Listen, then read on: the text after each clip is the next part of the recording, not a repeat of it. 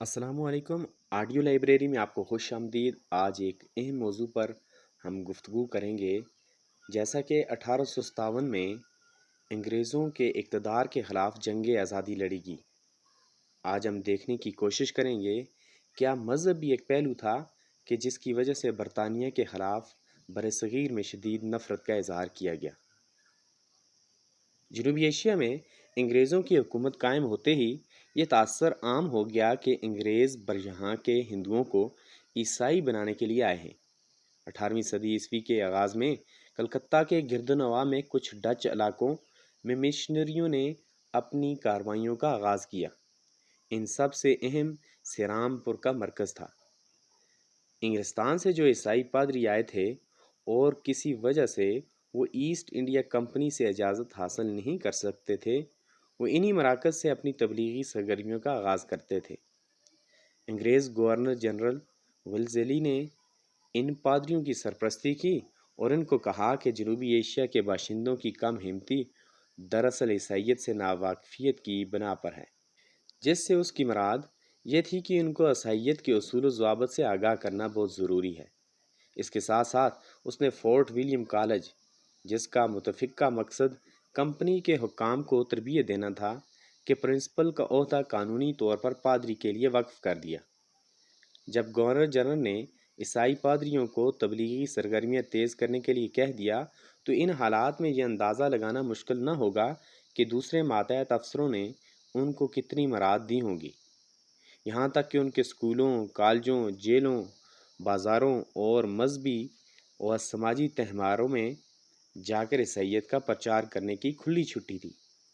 شروع میں تو ان عیسائی مشنریوں نے ہندوؤں کو عیسائی بنانے پر زیادہ توجہ نہ دی، لیکن وقت گزرنے کے ساتھ ساتھ ان کی سرگرمیوں کا دائرہ کار وسیع ہوتا گیا اور انہوں نے مسلمانوں کو بھی عیسائی بنانے کی کوشش تیز کر دی۔ اس کا نتیجہ یہ ہوا کہ مسلمان علماء اور عیسائی پادریوں میں مباحثے ہونے لگے۔ ان مباحثوں کا نتیجہ یہ نکلا کہ فضا میں مسلمانوں اور عیسائیوں کے درمیان کشیدگی پیدا ہوگی اور لوگوں میں یہ تاثر عام ہو گیا کہ انگریز جنوبی ایشیا کے تمام باشندوں کو عیسائی بنانا چاہتے ہیں۔ بعض انگریز حکام مثلاً الفنسٹن اور میور کھلم کھلا پیغمبر اسلام صلی اللہ علیہ وآلہ وسلم کی شان میں گستاخیاں کرتے تھے۔ مسلمانوں کے مذہب اور ان کی تاریخ پر انہوں نے نہایت متعصبانہ انداز میں کتابیں لکھیں۔ چنانچہ ہم دیکھتے ہیں کہ برطانوی حکومت نے ہر ممکن طریقے سے 19ویں صدی کے پہلے نصف میں عیسائیت کا پرچار کیا۔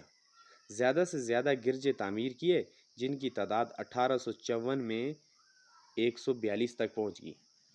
مشن سکول کھولے گئے جن میں عام تعلیم کے بہانے عیسائیت کی تعلیم کو فروغ دیا۔ جو بچے انجیل کے اسباق اور عیسائیت کے اصول و ضوابط میں نمایاں کارکردگی دکھاتے تھے، ان کو انعامات دیے جاتے تھے۔ بچپن سے دوسرے بچوں کے ذہنوں میں بھی عیسائیت مذہب کے متعلق زیادہ سے زیادہ جاننے کی خواہش پیدا ہوئی تھی۔ یہ تمام باتیں مسلمانوں اور ہندوؤں کے دلوں پر یقین پیدا کرنے کے لیے کافی تھی کہ انگریز نہ صرف سیاسی بلکہ مذہبی طور پر بھی ان اداروں کو تباہی کے در پہ ہیں۔ سب سے اہم فیصلہ جو انگریزوں نے اس سلسلے میں کیا وہ لارڈ میکالے کے تعلیمی نظام کو رائج کرنا تھا۔ میکالے نے عربی، سنسکرت اور دوسری مشرقی زبانوں اور علوم کو بیکار قرار دیا تھا اور اس کا خیال تھا کہ صرف مغربی زبانوں اور علوم کے ذریعے جنوبی ایشیا کی تہذیب میں تبدیلی لائی جا سکتی ہے۔ چنانچہ اس کی سفارشات پر برطانوی حکومت نے پرانے نظام تعلیم کو تبدیل کر کے ایک نیا نظام راج کیا، جس نے ہندوستان کے شکوک و شبہات کو اور بھی زیادہ تقویت دی۔ یہی وجہ ہے کہ ہندوستان میں بسنے والے ہندو اور مسلمانوں نے جنگ آزادی کا آغاز کیا اور فیصلہ کیا کہ انگریزوں کو برصغیر سے نکال باہر کریں۔ اگرچہ ہندوؤں کی ریشہ دوانیوں اور تعصب کی بنا پر یہ جنگ آزادی کامیاب نہ ہو سکی، تاہم مذہب کی بنیاد پر مسلمانان برصغیر نے برطانیہ کے خلاف اپنی شدید نفرت کا اظہار کیا۔